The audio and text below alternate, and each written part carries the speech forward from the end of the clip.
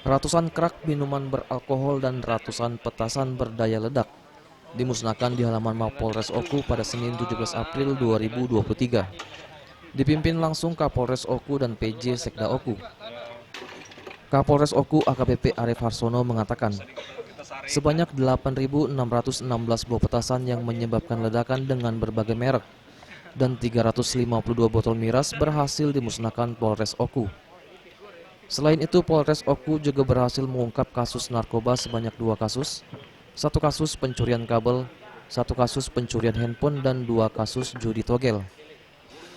Kapolres juga meminta kepada masyarakat agar tidak lagi menjual minuman keras, mengingat dampak kejahatan yang dapat ditimbulkan akibat mengkonsumsi minuman keras tersebut.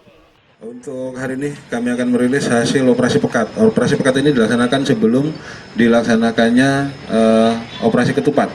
Seperti yang disampaikan di amanat tadi, bahwa didahului dengan operasi pekat maupun kegiatan KRYD. Nah, ini petasan yang didapat untuk jumlah keseluruhannya 8.616 buah. 16 buah petasan berbagai macam merek dan diambil dari pedagang petasan yang ada di wilayah Oku. Jadi untuk yang dirazia adalah petasan yang menimbulkan ledakan.